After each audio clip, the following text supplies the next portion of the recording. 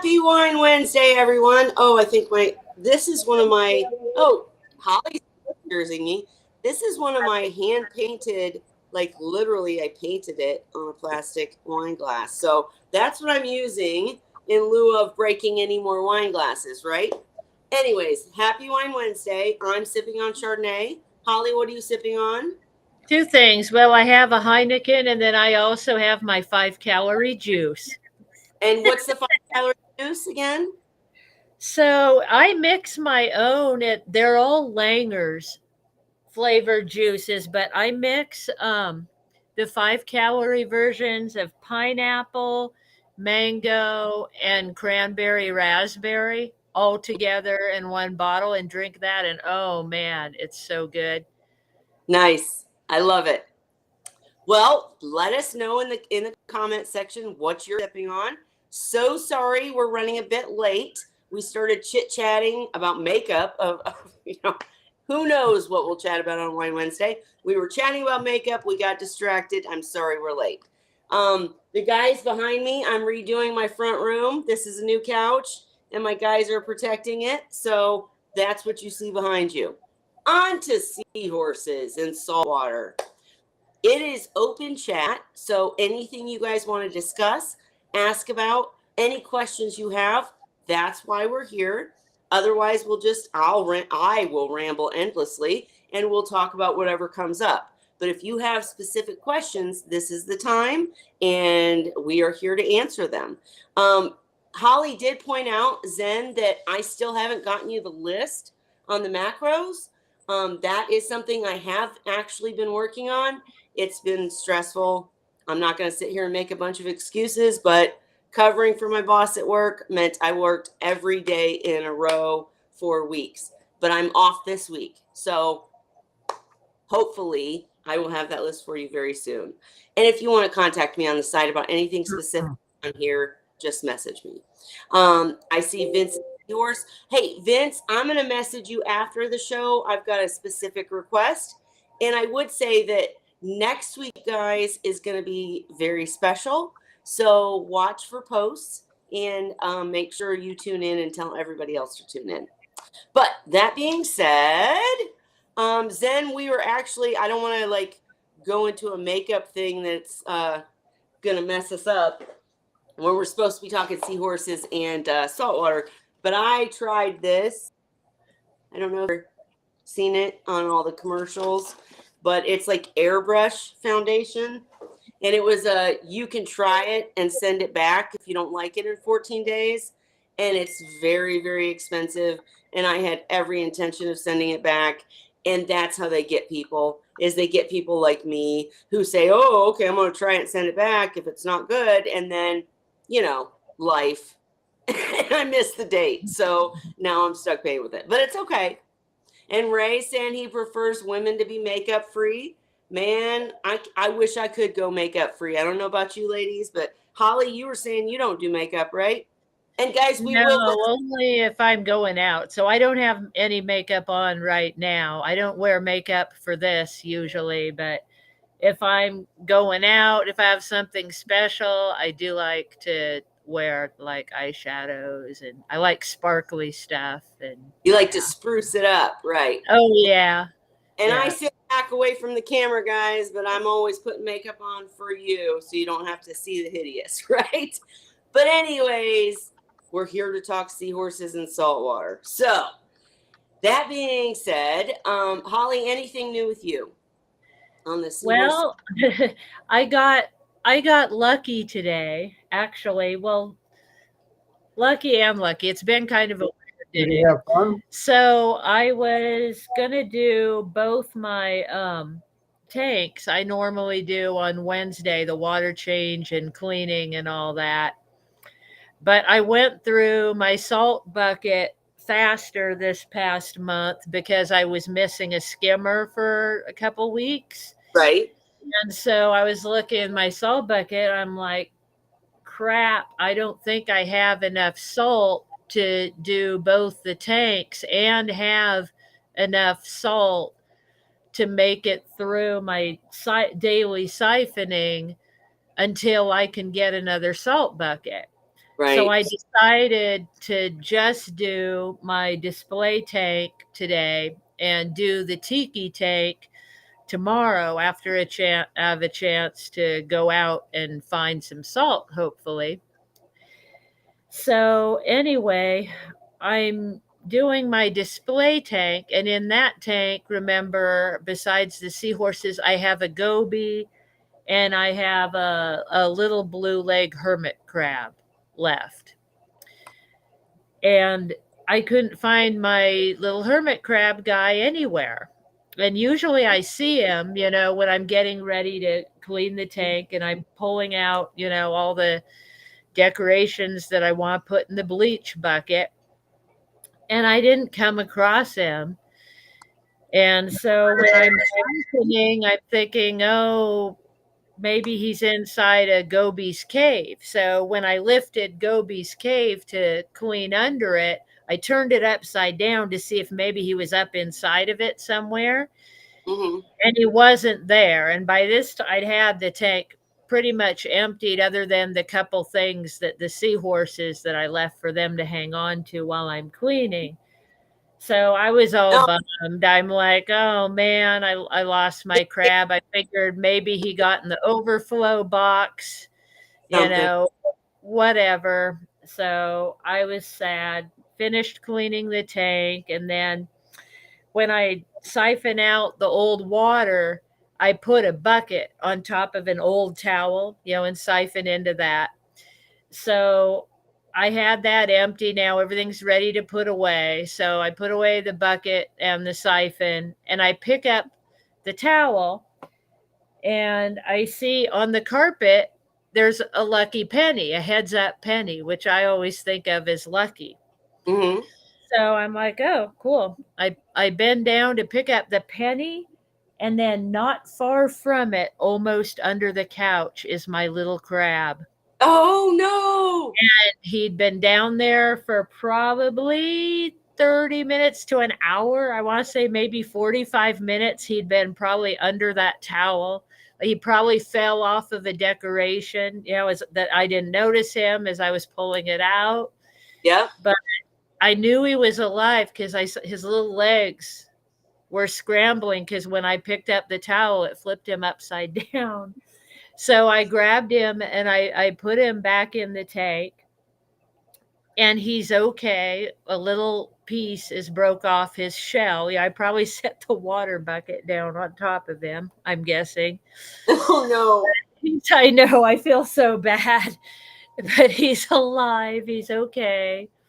And just started Survive. going about his business when I put him back in the tank. And I picked out a few little replacement shells for him and tossed them in to see if he wants to change his clothes. But he never has before, so I don't know if he's going to want to or not. But I've had him for years, so I'm glad I found him. That's right. And he survived. Look how long crabs Yeah. survive when the tide's high, and then when it's going out. A lot of them end up in the sand and on the shoreline Mhm. there, and many of them are staying there until the tide comes back in again. Yep. Yep. So he's, I mean, the situation. He's all right. Yeah, so, but I felt so bad. Just goes to show, folks, we all do this stuff, right? It Mhm. happens to all. Accidents happen.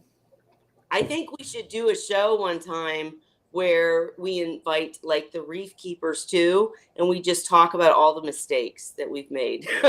Maybe that's not a good idea, but I mean, maybe it would help people that watch it in the future not You're make not alone.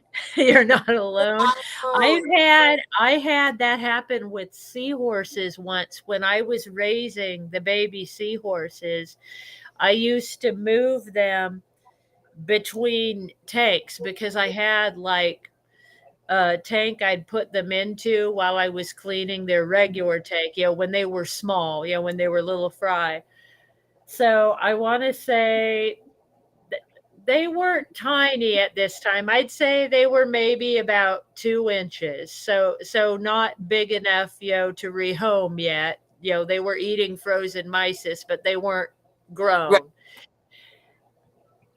I had transferred tanks, and this was the teenies, so there was a lot of them. There was like 20 something of them. And Mhm. I had moved them, into a smaller tank while I was cleaning one, and then I put them back. Well, I would say like 20 minutes after I was done, 15, 20 minutes later, I walk through the room and I see squirming Yep. on the table and on the floor. And apparently, like 5 or 6 of them had fallen, off the deck or whatever. They'd ended up on the table and on the floor and were like, "Mom, save me!" And I picked them up and put them back, and everybody was okay. I But was gonna say I've got stories like that too. Sawyer, I wanted to let you know I did reach out to some people already for you, so definitely contact me. I'll put you in touch because we need more commercial breeders. But as a hobbyist breeder, I've had the same experience as Holly.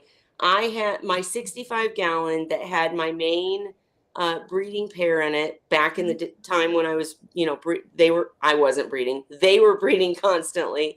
It was a system where it came down into a sump, but the sump had an algae scrubber, right? And it had and it's a, like a special made algae scrubber. Ronald Chinner's made it for me. It's a very special design, very cool. You can watch videos about that. I've made videos. But my point is, it has a tray that the water hits first, and floss is on that tray. I can't tell you how many times I came home to a bunch of fry on the floss. And I would call Dan, oh my God, I lost all these fry. They're on the floss. And he would be like, yeah, are put they them back big? in Are there in some water and let them swim. okay, in a bucket with fresh salt water. Just put the floss in the bucket. They Yeah, will untangle themselves. You don't have to do yeah, anything. Just put it in there. And I never lost any. Like they were there for some time. And again, guys, we're not saying this is good. This isn't what you want to do, yeah. right? You don't want your No, fry exposed to air. but accidents happen, and Yeah, and it's not a as lot of the time they're okay. right.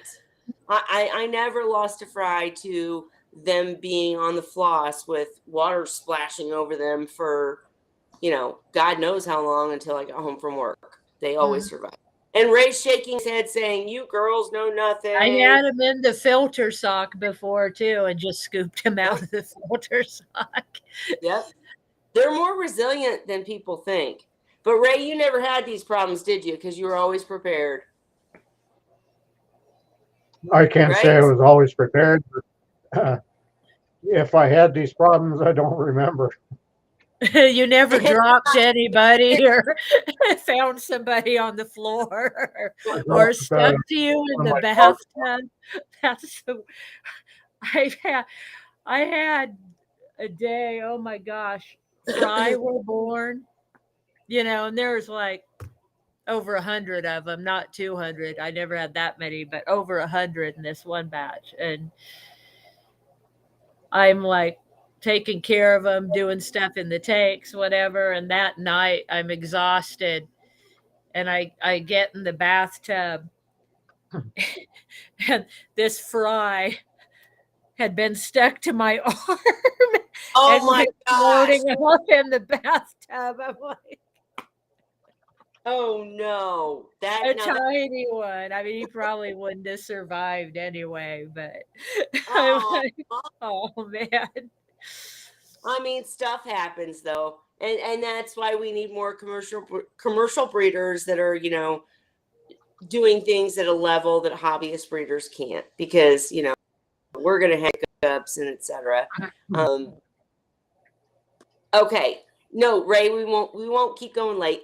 I did want to put up, Bonnie said on Alyssa's Seahorse Savvy, she has listed several more fish and other creatures. Some are very expensive but sound cool. I was surprised that they are seahorse safe too.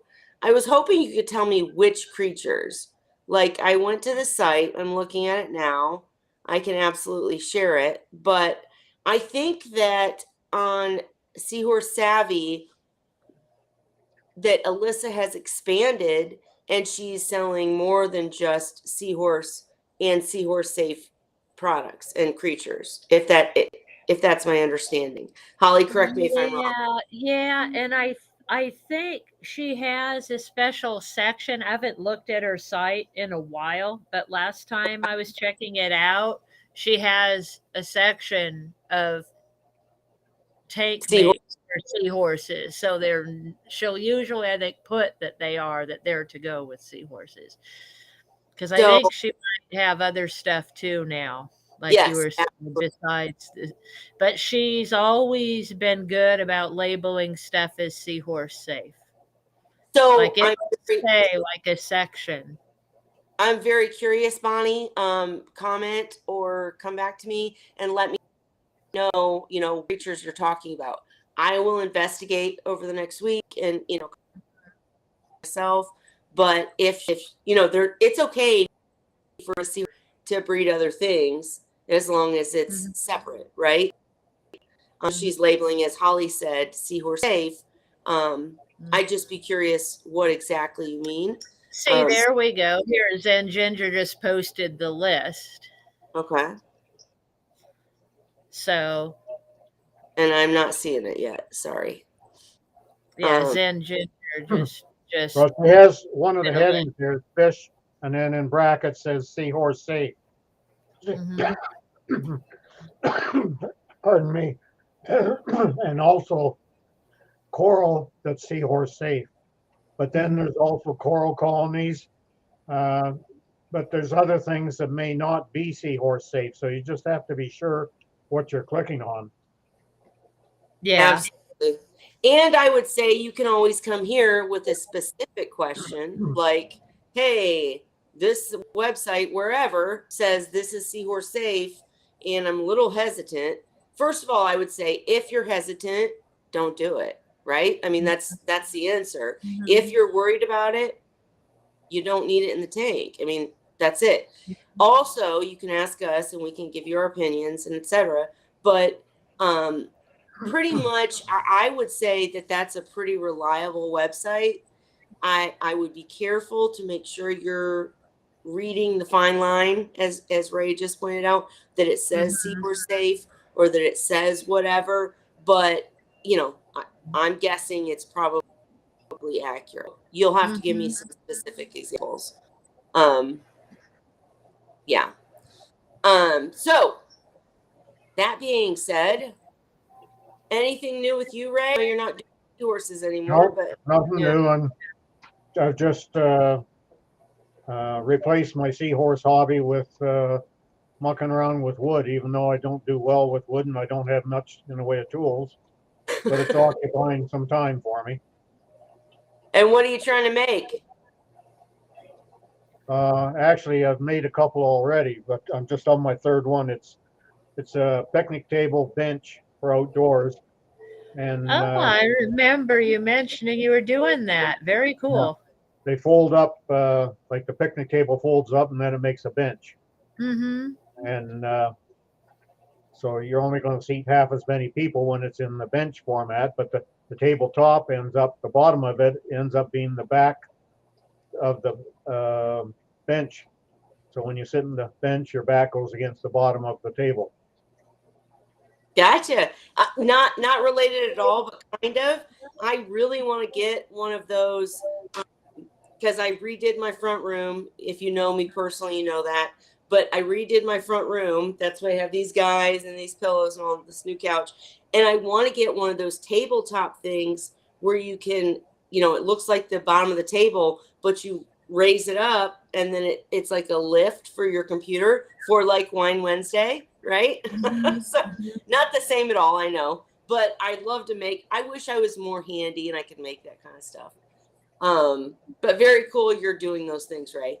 So I guess my only updates on my tank are still no babies, boo. Still a lot of flirting. Still haven't found the rock, if you don't know what I'm talking about. Look at past Wine Wednesdays. Basically, I did this huge, gigantic water change, and in the midst of the water change, possibly drinking wine, I misplaced 2 large rocks that were in the tank, and I've never Still found haven't found them. Oh, gosh. What'd you not do with outside, them? not in a bucket. I mean, like they're just like disappeared. It's Wow. insane. But I will tell you that this is a perfect demonstration of the fact that having multiple means of filtration is important, right? Because I have a 1 liter K1 media reactor in this all-in-one. I have a Robert King char chamber in this all-in-one. I have UV sterilizer socks and then other rock. But what I'm saying is, if I had misplaced this rock and had no other filtration, I would have been screwed. My tank would have went into topsy-turvy ammonia craziness. But because I have K1 that's actually the foundation, and then the Robert King chamber that's backing it, the rock for me is more of a decoration, so to speak. Like it's just for me to make an aquascape. And if someone crazy like me loses their rock in the middle of a water change, it's not the end of the world because I know the filtration's still okay. Do I want to replace that rock and build up secondary filtration again? Absolutely. But I'm just saying that's the key benefit to having multiple means, is that if you have that, then if something goes wrong with any of it, you have backup, right? If that makes sense. Hope it does. Maybe Sean grabbed it and is using it for a doorstop somewhere in the house or something. I don't know. It really is not. I mean, like the fact that I still can't find these. I mean, and they were big rocks. I'll try to take a picture, post it afterwards. It was the 2 big rocks that made my cave type in the middle of the Seahorse, and they're just gone. I scrubbed them. I was scrubbing them, and then I remember, like I thought maybe I dumped the water and dumped them too, right? Like not thinking about it. They're not outside anywhere. It's just my life, right? Insane. But point being, the whole point I'm trying to make is I would be scared, nervous, and upset and freaking out if I didn't have 1 media reactor as my biological filtration, so that the rocks didn't matter, if that makes sense. So I would be doing a Seahorse tank, have multiple means, and that's key. You know, once you have ways of filtration, then you don't have to like freak out or worry as much when something goes wrong. Not that any of you would lose rocks.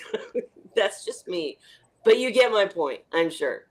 And let's see, besides the filtration, the rocks, and the Seahorse, I really don't have. Oh, I did order a new skimmer.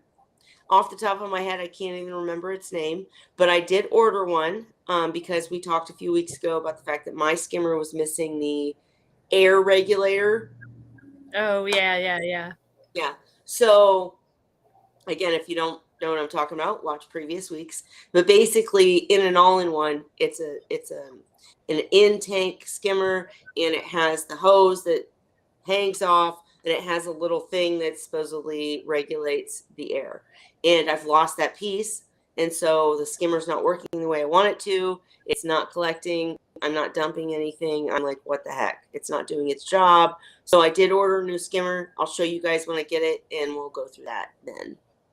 All right.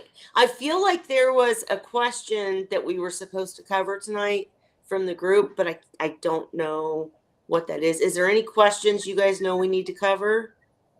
I mean, we could easily make it a short night if you guys don't have any questions or comments. I'm tired, right? But was there anything you know of, Holly? No, I don't. The only thing, like I said, that I remembered was the macros. Okay. And I will get on that. And I know we got to get with Sawyer on the side. All right. Well, what else do we want to talk about, you guys?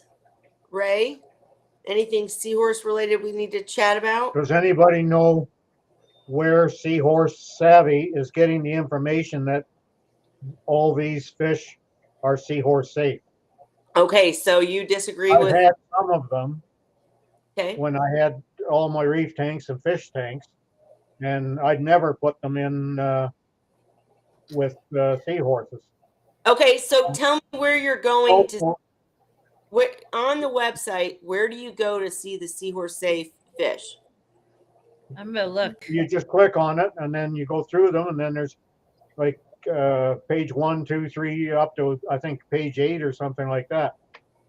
Those scads of them, and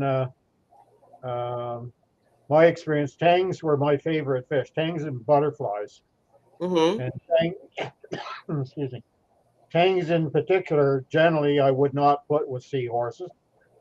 She But also has. so wait, I'm gonna go ahead and show this. Here we go. So if I'm looking at this, I clicked on Antheus. It says new arrival, Fiji fathead sunburst Antheus. But where is the notation that says safe or not? Just click on the main page to Okay. start with. All right, main page. Seahorssavvy.com. That's where I'm at. Oh, here we go. I'm doing it on my click phone. on It looks fish. different. It says Seahorse Safe. You click on that. Wait, where do you see Seahorse safe? Am I missing it? Oh, okay, fish, Seahorse safe. Got it. All Okay. right. You click on that. Yeah, see, The I would Oscularis clownfish. First off, they're hit and miss. What if you click on the individual fish, like on a clownfish or something you probably wouldn't put? Click on one of those and see what it says. If it has a disclaimer or something on it.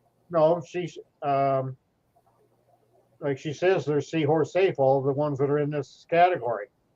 Yeah, what's weird is okay on my phone. So it's a category. It says saltwater fish, and then it says Seahorse safe. But then right under that, it says all saltwater fish. So I'm wondering. That's Oh, just here a cat. we go. Fish, Seahorse safe. Blah, blah, blah. They've been quarantined, cared for, and monitored to ensure high health and quality. All our fish are safe and friendly to keep with our larger species of captive bred seahorses. So there's two thoughts on this, all right? Number one, you have a lot more likelihood of success with captive bred fish, period. Like any fish that you put in the tank with a seahorse, if it's captive bred, especially by the breeder that's breeding the seahorses, you're going to have a lot more success. I think that's what she's saying here. She says they're captive bred and aquarium conditioned saltwater fish. All our fish we offer come from suppliers we are working closely with. Okay. On the other hand, I would say this is a business. You can't like them for trying to sell their product. However, I would absolutely disagree. If you're new to seahorses, I would stick to the list that Seahorse Source has provided that I need to get up on the website, but I would not include clownfish because clownfish can be extremely sweet, loving little fishies, right? And then the second they hit maturity or they get a spouse or whatever, they become maniacs protecting their territory. And then it's a different situation. The other part about things like clownfish that I disagree with that website is that clownfish are fast moving and they'll gobble up the food. If you try to feed a tank with seahorses and clownfish, those clownfish are going to attack the food. The seahorses are going to be scared.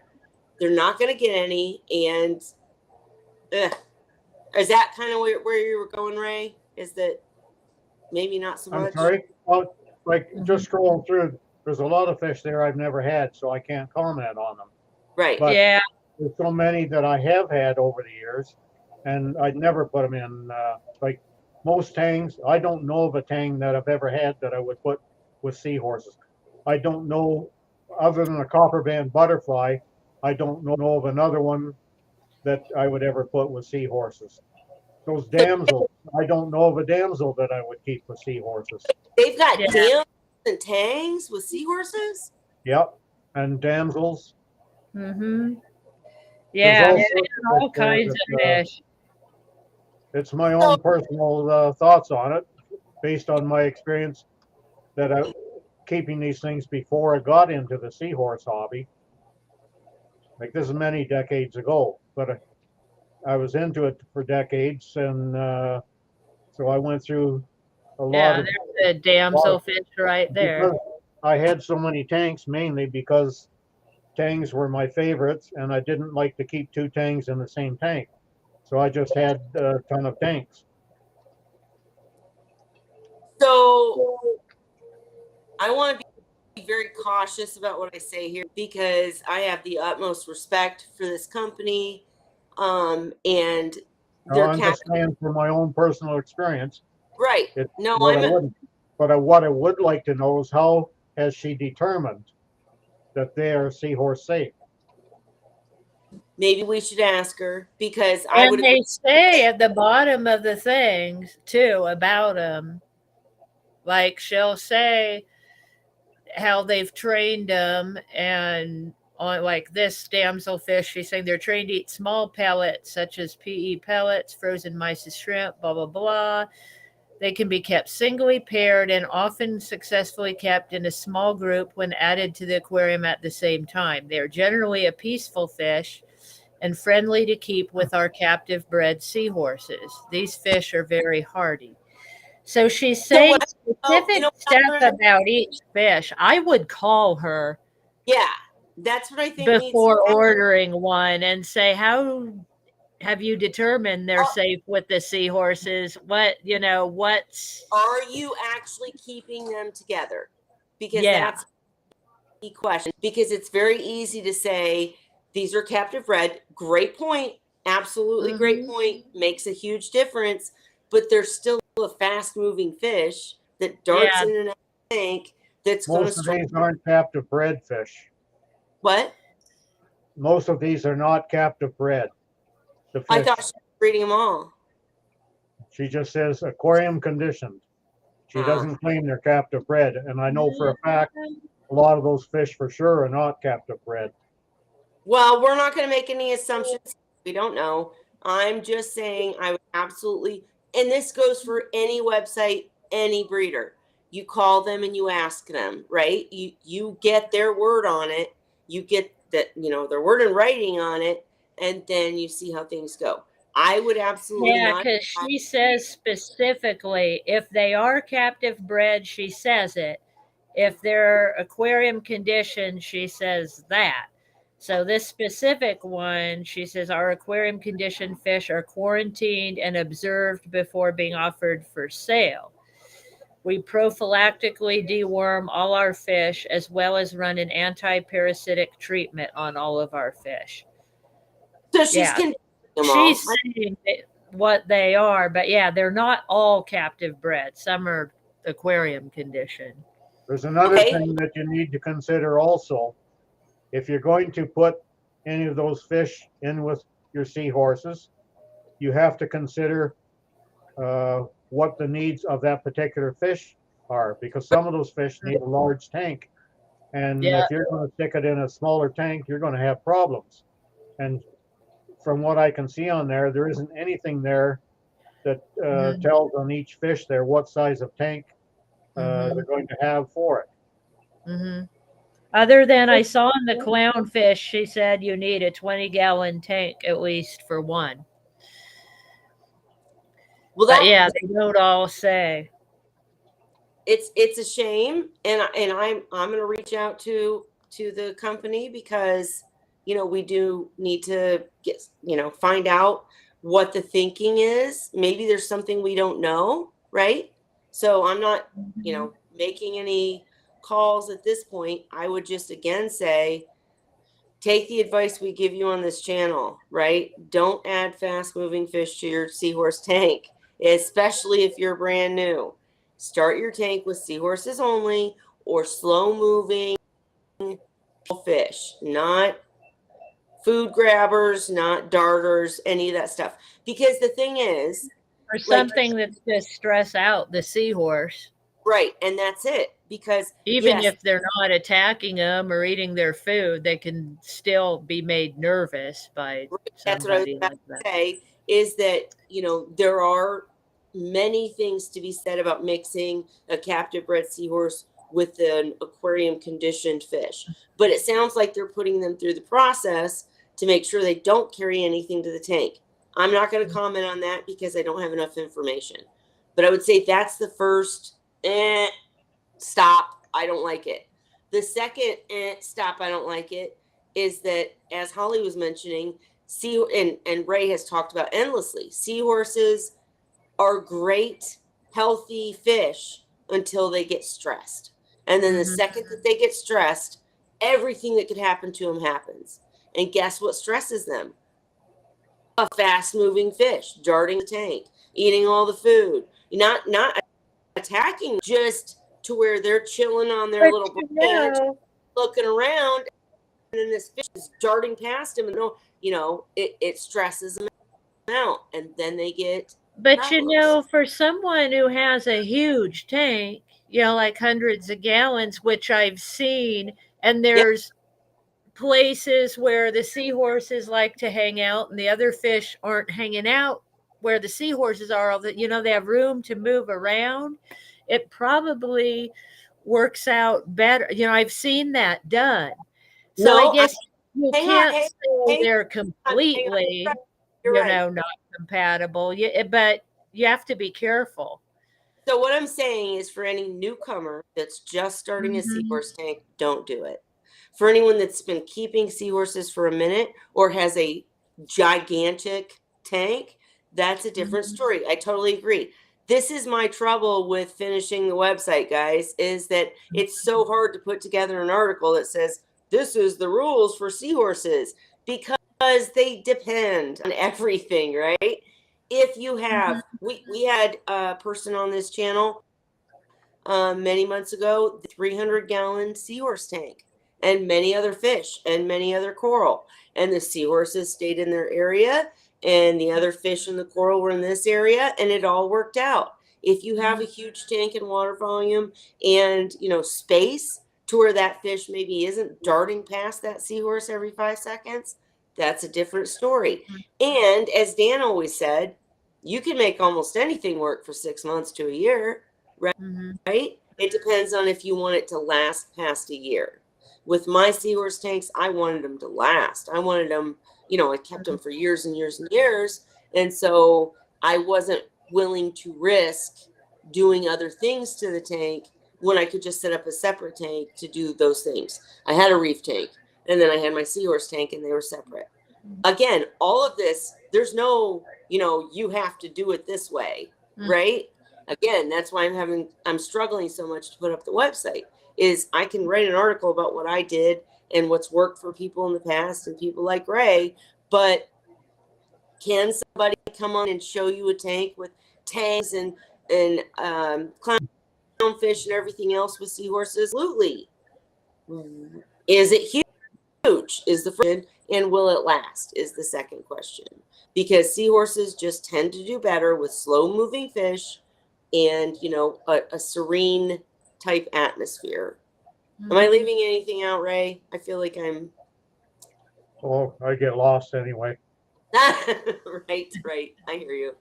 But no, and I see Vince says he has 2 tanks with his seahorses in the reef tank, but the tanks, he says, are model citizens.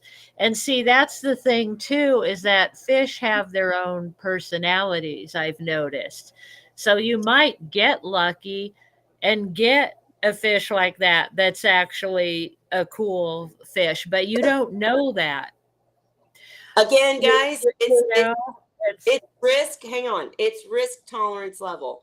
It's are you willing to lose the seahorses to keep other fish, or is keeping the seahorses more important than having other fish? Because absolutely. But, and no offense to Vince, but like I said, my clownfish, the first year I kept that clownfish, I had 2 of them actually. The first year I kept those 2 clownfish, I would argue with anybody who said they couldn't be peaceful with seahorses. They were chill, they were loving, they were at the glass, I mean, no problems. Then they decided it was time to mate, and they became ferocious beasts that would bite my finger if I stuck it in the tank and everything else. I'm not saying that's for every fish. I'm not saying a tang would do that. I'm merely saying that, Vince, you have very strong immune system fish because you raise them, right? Which is amazing and great. But the average captive bred seahorse has not been exposed to that. So if you tell someone at home, oh yeah, stick some clownfish and tang in there, it's fine, it will not work out well. The seahorse will get sick, absolutely, and you'll have problems. So again, do what you want to do, people. I'm not trying to tell anybody. I think has a lot of experience in the hobby, not necessarily with seahorses, but with other saltwater fish. So they have a lot of tanks, reef tanks, and places for things to go. If you have a fish that's safe, that it's not going to carry any diseases or anything that you've had for a while, you can always see if it works out with the seahorses, if they get along, and if it doesn't, take it out and put it somewhere else. And I think that's probably Vince's situation, because he has been in the hobby so many years and done so many tanks that he can kind of judge his fish and who might get along with who, and knows how to make it safe for them being transferred one tank. Yeah, but here's the thing. Whereas a newer person that doesn't have that experience and safety net might not want to do that. I think there's risk for some people than others, for sure. I totally agree with everything you just said. That you're willing to take. It's the risk, Tom. Because for me, in my seahorse tanks, I wasn't willing to take that risk, because the fish can change. The seahorse can change. Everything can change. And once it's too late, it's too late, right? So once you mix fish that everyone with any kind of experience says, don't mix them with seahorses. They're fast moving because of their eating habits, because of whatever.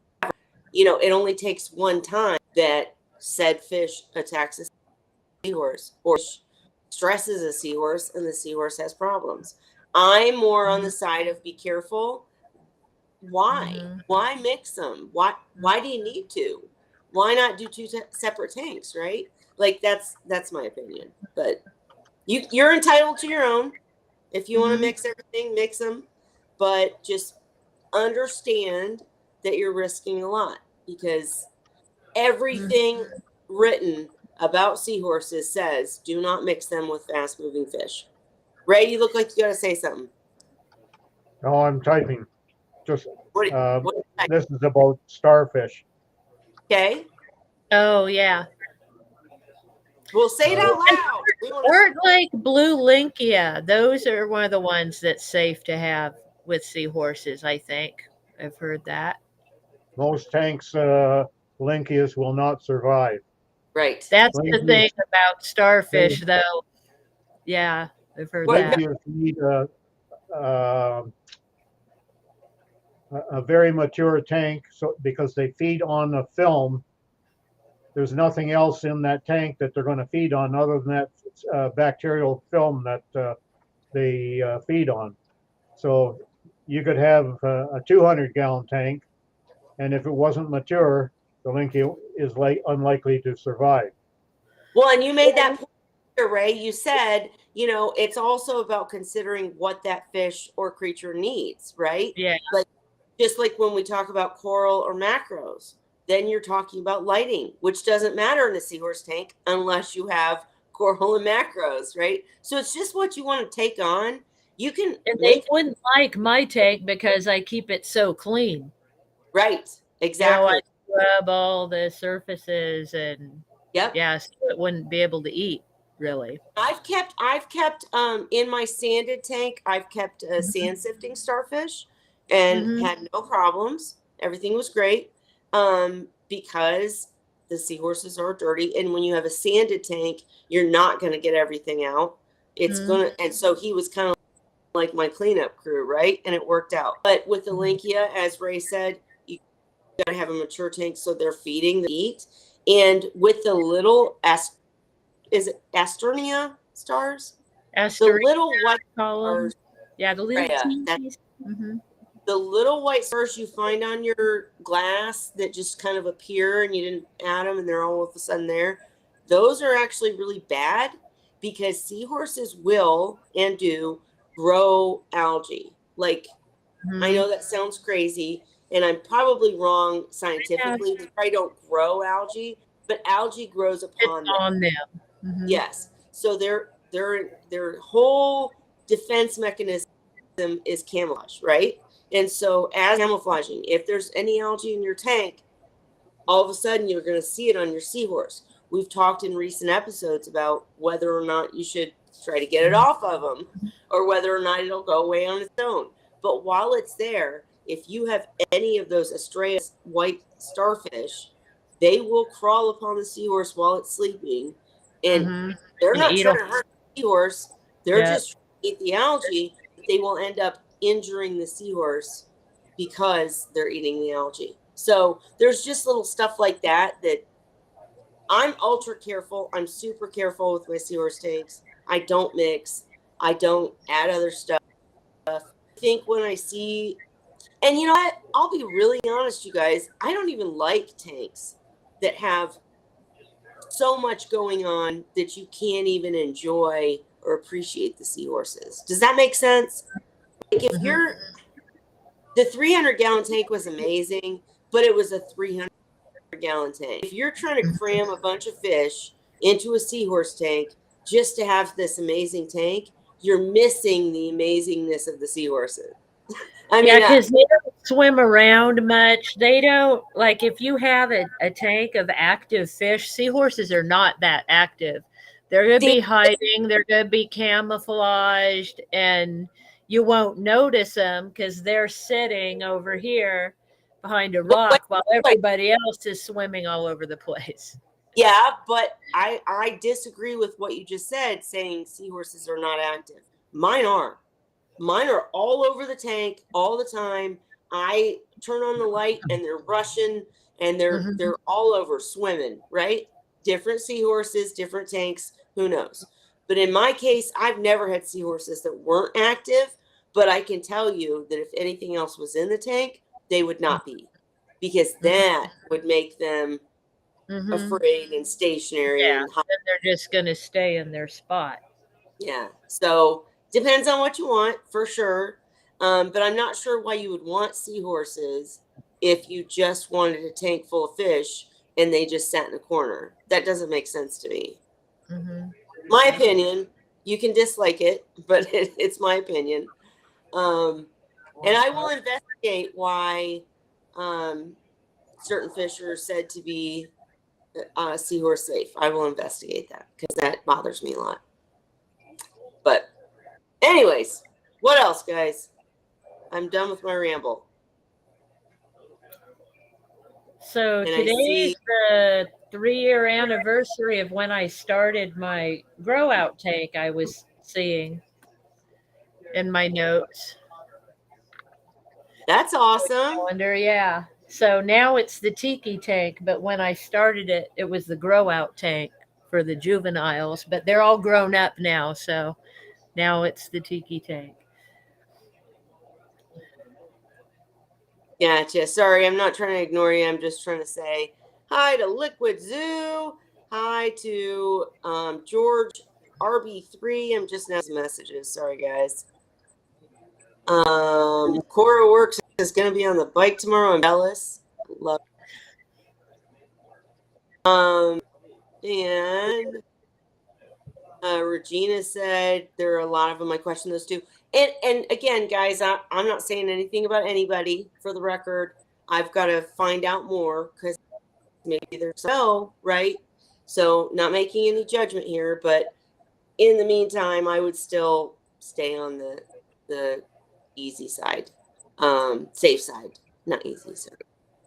And yeah, Vince, damsels are nasty little fish. Exactly. And that's your point as they mature, right?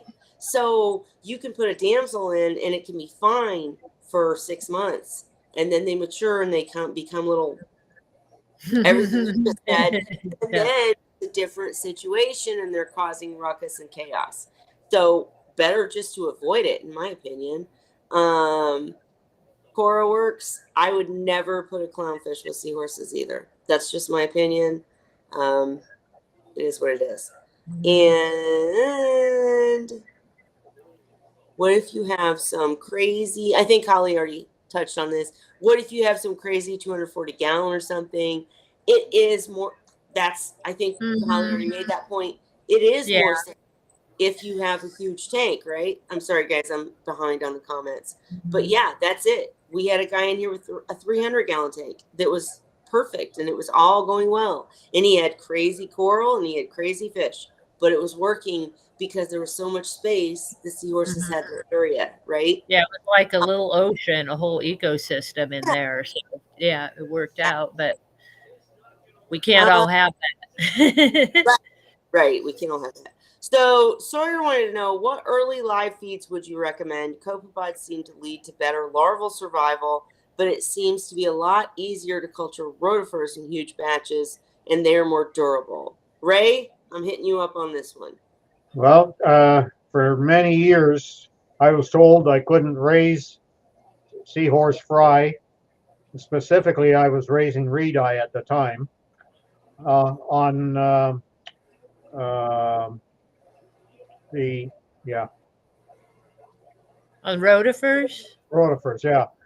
And everybody was telling me that, but I was growing rotifers with an algae paste that I was using for food for them.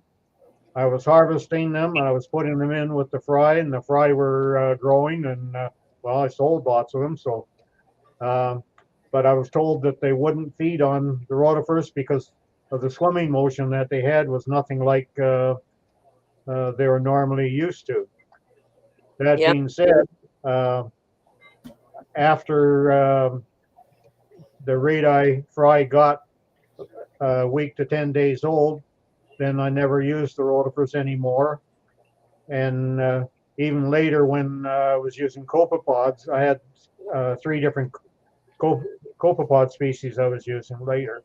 And still, after 7 to 10 days afterwards, I would switch them over to the enriched brine shrimp naphtha. When Why? they're Well, mainly because the brine shrimp were larger, and so they would get a better feeding off of them. And you could enrich them, right? I mean, that was the main Well, thing. no, you can enrich rotifers and copepods too. Sure. But they're So just there's small. not that problem. It's just there's a size problem. They're And small. it's like would you feed copepods to your adult seahorses? No, because first of all, they're not going to be interested in them, and second of all, the numbers of copepods you would need to give them any nutrient value would just be immense. So the whole thing is that while brine shrimp naphtha don't have any DHA, they are high in protein, which is good.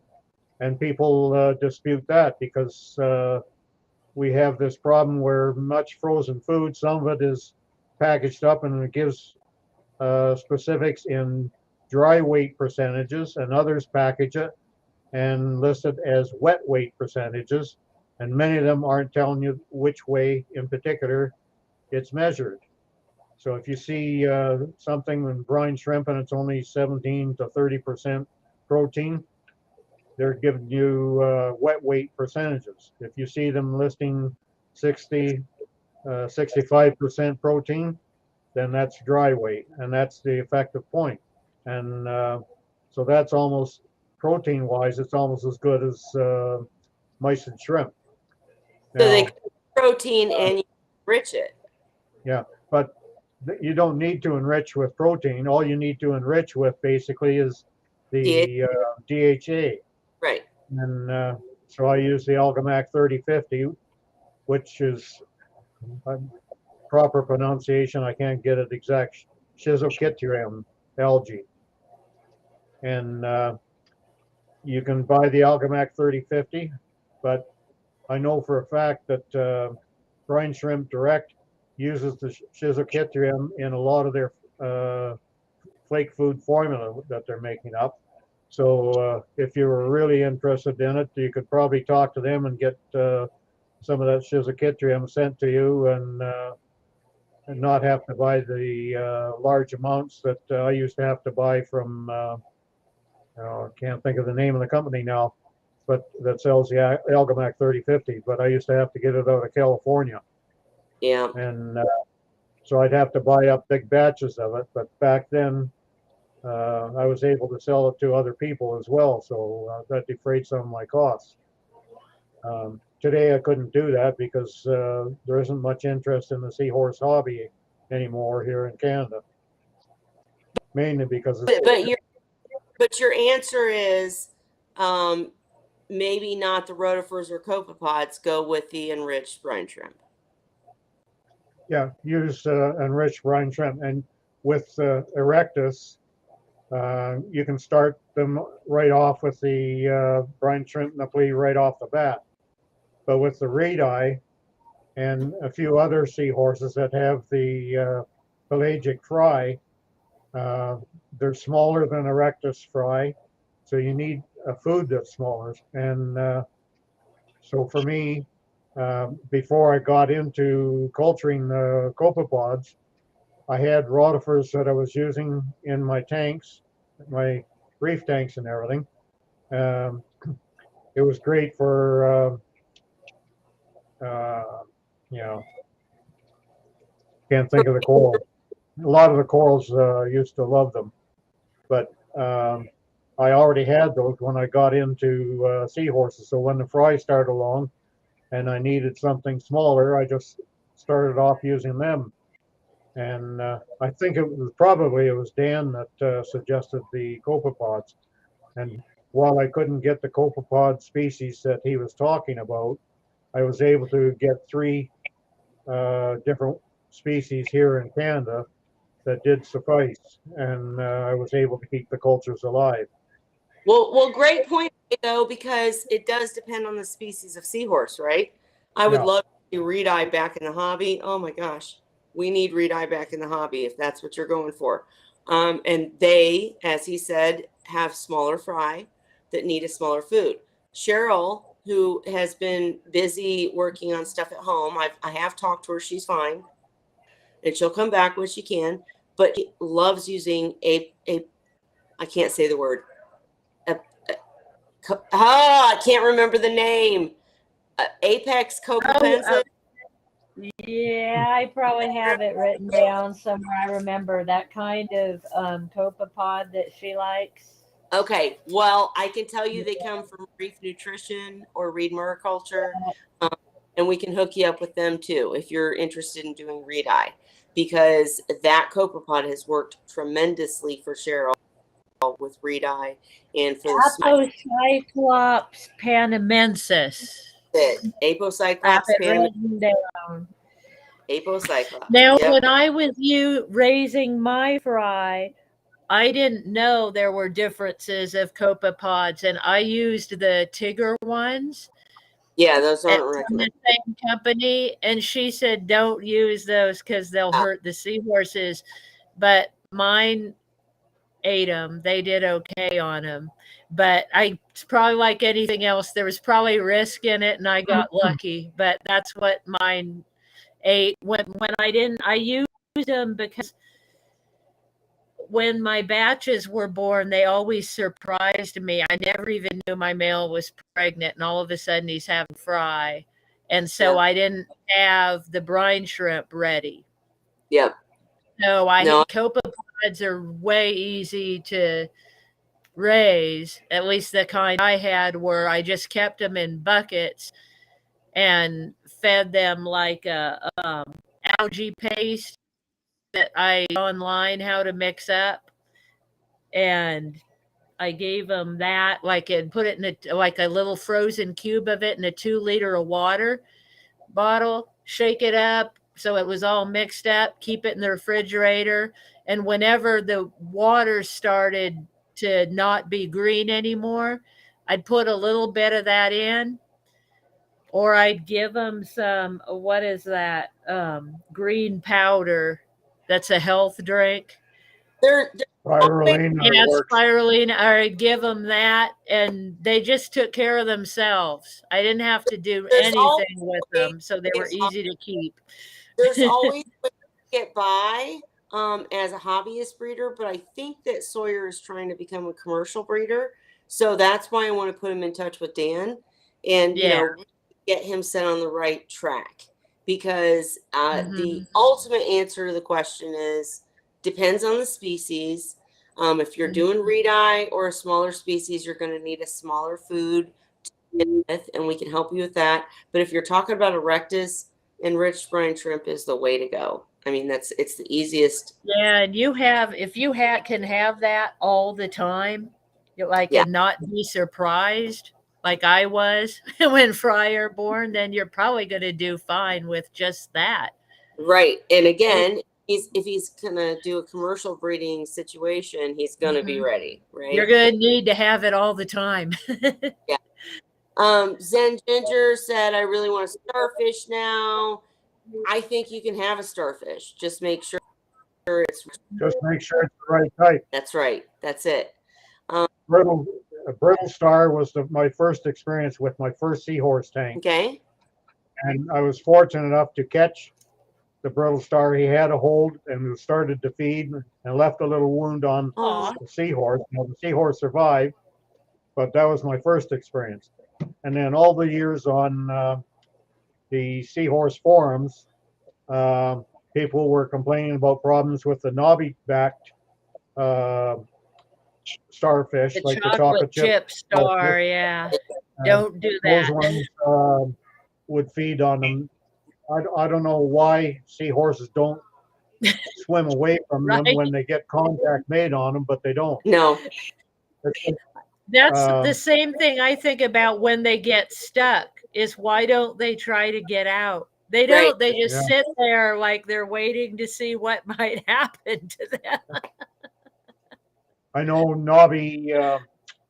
the knobby chocolate chip was known to feed on mandarins, because mandarins at night go into a hibernating state, and if they're in a spot where the starfish can get at them, they get them. Yep. Yeah, they're predators. Those chocolate chip guys are predators. Yep. But there's others in that knobby classification. That category. It's just chocolate chips, the most common one. Yeah, that's the one you usually see. Then you're just going to have to jump in here and really hash it out with us live. I know you're like, I don't want to. We're going to make you. You don't have to show your face, but we're going to talk it out live. Dang it. And I'll try to get Dan in here when you do. So let's schedule a date, please. But Regina said at this point you have 100 gallons and only one fish, which is a diamond goby. He's such a gentleman, and he lets the seahorses eat first. Gobies, I'm not so afraid. I have a goby with mine. Yeah. I've had for years. As long as I had seahorses, right? I mean, as far as I've ever seen, like I don't know what their qualification is, but they don't dart across the tank, or I know they mine's territorial, and he's gotten that way, as he got older, but he has his cave that he likes and the little space outside of it where I feed him. And he pretty much stays there most of the time. Once in a while, he goes venturing out and goes around the tank. I noticed at night is when he likes to explore. But he leaves the seahorses alone unless they get in his territory. If a seahorse comes in front of his cave, he'll take a nip at it. And Sadie will steal his food. Oh, Now, gee. when I'm trying to feed him, because he eats from the turkey baster in front of his cave, I'll drop pieces. Well, her hitch where she eats is nearby, and her dish is here, and he's over here. So when she notices me feeding him, sometimes she'll turn around and she'll lean down and watch. And if a piece is slowly drifting down to him, she'll reach out and snick it. Sure. And I'm like, Sadie. So they get each other, but the seahorses know, they know that's his space. And he doesn't bother them in their space. They grew up together, so they've made their own relationship. I think But, that matters. but Is he tells them if they get too close to his cave, he'll come out and give them a nip. Sure. And they'll move on, but he doesn't go attacking them, or chasing them down. I don't even have gobies in my tanks because I don't want to worry about that. Can you have a situation where you add things at the same time and they grow up together and they're fine? Yes. I would still avoid fast moving fish and stinging coral. That's the end of that. Yeah, for sure. Bonnie asks, horses do not like bright light. So anybody else take on that before I do? Nah. I'll agree with it. But if you have something in the tank that needs bright light, just also have areas of lower light where the seahorses can go if they don't want to be in that high light area. Yeah, mine don't seem to be bothered by it. I use different lighting in my tank, at different times, and sometimes I'll have it bright. Like especially on Queening Day, I have it bright, and they don't seem to mind. They eat and do all their normal business. They don't seem to care too much about lighting from what I've experienced. So I will tell you, I've had a situation where I moved seahorses to a new tank, much brighter light because I was trying to do coral and macros, etc. Coming from a tank that had almost no light. And my male seahorse actually had a miscarriage. He spat out his fry that were not ready to be born, and we lost all of them because they were still half egg. And so I would say any drastic changes would be bad. Yeah, but it depends on what they get used to. But other than that, seahorses are cool. Dan never had lights over any of his tanks. Well, I shouldn't say that. Over any of the commercial tanks, he never had lighting aside from overhead lighting in the room. I've also done tanks with freshwater lighting because I was growing macros. I would just say make sure you don't do any drastic changes. I wouldn't say that seahorses hate bright light. In fact, I've seen them brighten up under. Yeah, they get used to it. I think they don't like to be startled. Like if you turn the light up all of a sudden way bright, they don't like that. Right. But if you have, like, for instance, I have lights that ramp up. I have an evening program that goes down. Sometimes I'll change it up, and usually I let it get bright in the morning up till like about the time they're finished with their breakfast. And then I switch it. I can control the brightness, and then I switch it down for the day. So it's not super bright during the day. But sometimes I like to have it real bright because they look good in pictures when the light's real bright.